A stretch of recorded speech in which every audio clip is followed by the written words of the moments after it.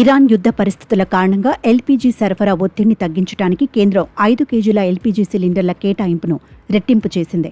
వలస కార్మికుల కోసం ప్రవేశపెట్టిన చోటు సిలిండర్ల వల్ల చిరునామా రుజువు లేకుండానే గ్యాస్ పొందవచ్చు. ఈ నిర్ణయం వలస కార్మికులపై ఆర్థిక భారాన్ని తగ్గించి వారికి తగినంత వంట ఇంధనం లభించేలా చేస్తుంది. ఇరాన్లో కొనసాగుతున్న యుద్ధ పరిస్థితుల ప్రభావంతో ఎల్పీజీ సరఫరాలో ఒత్తిడి పెరుగుతున్న నేపథ్యంలో కేంద్ర ప్రభుత్వం కీలక నిర్ణయం తీసుకుంది. వలస కార్మికులకు ఉపశమనం కలిగించేందుకు 5 కేజీల ఎల్పీజీ సిలిండర్ల రోజువారీ కేటాయింపును రెట్టింపు చేయాలని నిర్ణయించింది. చోటుగా పిలువబడే ఈ 5 కేజీల ఫ్రీ ట్రేడ్ ఎల్పీజీ సిలిండర్లు ప్రత్యేకంగా పాక్షిక పట్టణ ప్రాంతాల్లో పనిచేసే వలస కార్మికులను దృష్టిలో ఉంచి ప్రవేశపెట్టబడ్డాయి. సాధారణ గ్యాస్ కనెక్షన్ కోసం చిరునామా రుజువు అవసరం కాగా ఈ చిన్న సిలిండర్ను కేవలం గుర్తింపు పత్రంతోనే కొనుగోలు చేయవచ్చు. దీంతో బ్లాక్ మార్కెట్పై ఆధారపడే పరిస్థితి తగ్గుతుందని అధికారులు భావిస్తున్నారు.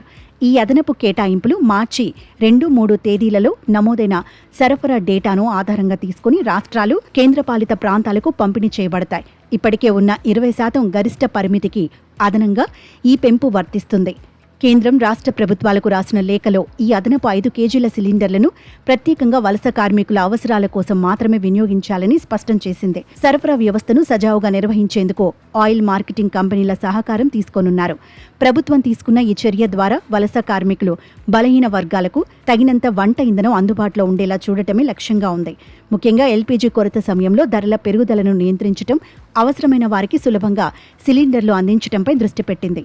మొత్తం మీద ఈ నిర్ణయం వలస కార్మికులపై ఆర్థిక భారం తగ్గించడంలో, అవసరమైన ఇంధనాన్ని సమయానికి అందించడంలో కీలకంగా మారనుంది.